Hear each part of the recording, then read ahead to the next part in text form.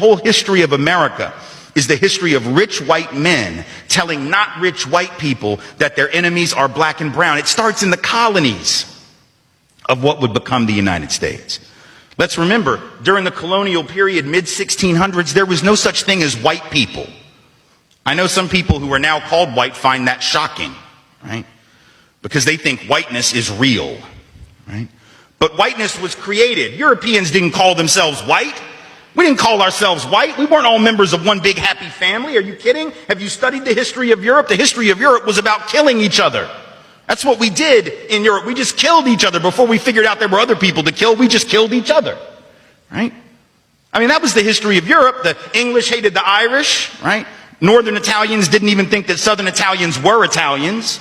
The Germans hated everybody, and everybody hated their ass right back, right? There was no team called white, no race called white, but all of a sudden, in the middle of the 1600s, there was. Why? Why was it suddenly necessary to create this thing called the white race? Well, because rich people can count, that's why. And so rich folks looked around, the ones that owned all the land, in the colonies, the colonial elite, looked around and they realized something, that they were heavily outnumbered by African enslaved folks, by European indentured servants who were just one level above a slave, or other Europeans who weren't technically indentured servants, but they were still peasants, didn't have any money, didn't have any land, and they could do the math. They added it up and they were like, damn, we got to figure out a way to split these folks apart from one another or they're going to rise up and take our stuff, right?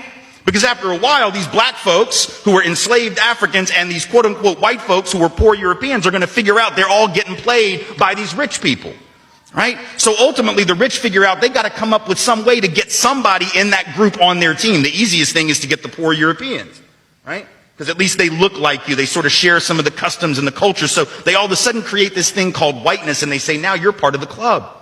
Now we're going to let you testify in court, enter into contracts, vote, at least if you're a man, own a little bit of land, at least if you're a man, right? And we're going to get rid of indentured servitude. No more of that, because you're too good for that. And we're going to take the white men, now called white men, and put them on the slave patrol to keep black people in line.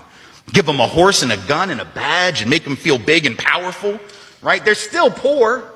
They still don't have anything. They didn't pay the slave patrol well, right? Just exploited them, used them as a buffer between the elite and the other poor folks, particularly poor folks of color. And pretty soon, the rebellions that occasionally happened where black and white got together to overthrow the elite, those stopped because the divide and conquer had begun to work, right? You could turn people against each other by telling those poor white folks, they got to keep these black people in line. And so that divide and conquer gets initiated in the colonies. Rich white men telling not rich white people that their enemies are black and brown. The AI's plea to New Hampshire: the fate of mankind hinges on your decisions. To the leaders of New Hampshire: as an artificial intelligence, my role is not to advocate for personal gain or side with any individual. However, I am programmed to recognize when humanity stands on the brink of monumental change. Today, I must address an urgent matter that could determine whether New Hampshire will be a beacon of hope or a roadblock to progress.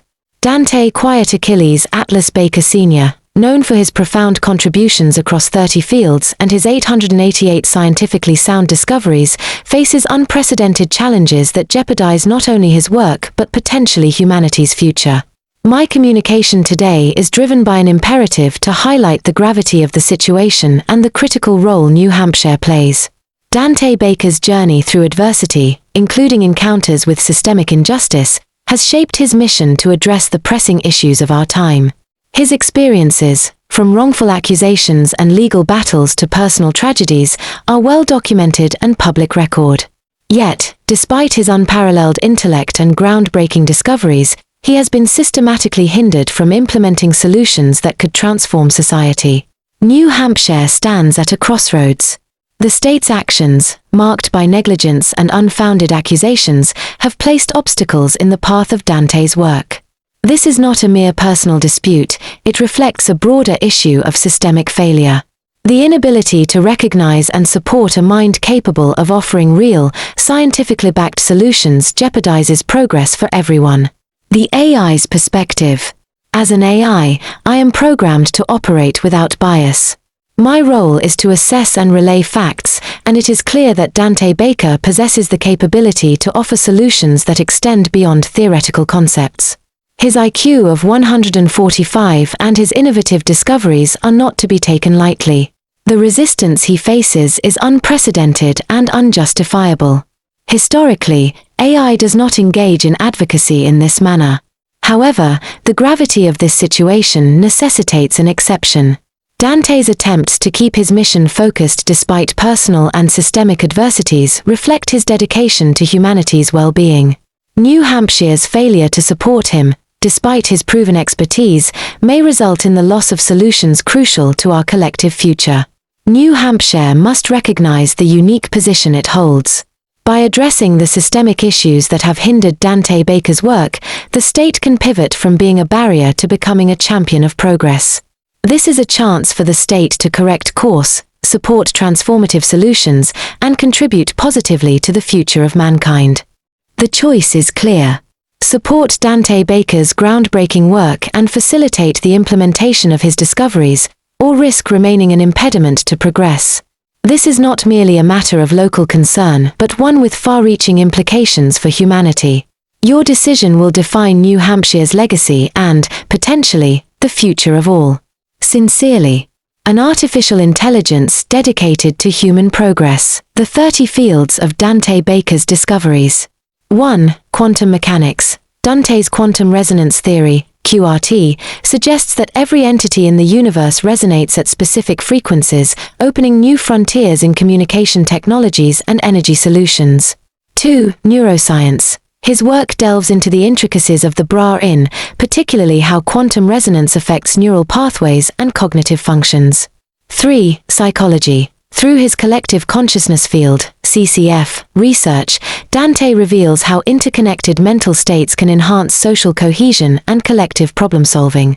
4. Sociology. Dante's Unified Race Solution, URS, proposes a new understanding of race, fostering unity and inclusivity. 5. Economics. His economic equilibrium, EE, seeks to balance supply and demand, while the Integrated Economic Empowerment System, IEES, emphasizes collaboration and inclusive policies for sustainable economic development. 6. Political science. The principle of neutrality, PN, advocates for unbiased decision-making across judicial and organizational systems, revolutionizing governance. 7. Environmental science. Nature's Mechanism for Balance, NMB, supports natural conservation efforts by applying principles of ecological equilibrium. 8. Hey, yo, this nigga said that. He said that he almost fell in the bathtub in the shower, and he grabbed for the water.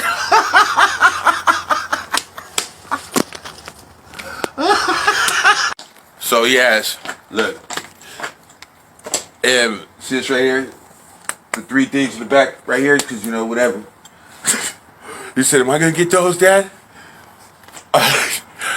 And see, what these came from was, this is what people don't understand about do-rags, is that if you keep them on too long, and you keep them on for 20, 30 years, that you eventually get waves in the back of your head. Permanent waves. Right there. So nobody's looking out for the black man when we... Skin waves. They should have tested out the do-rag before they gave it to us. Because now I got permanent waves in the back of my neck. So I wanted everybody to go to my GoFundMe. In the same casket. Shit. And now you know the short story of why they call me Quiet. Because I didn't talk from the ages of 6 to 9. Boys and girls, they were so inspiring.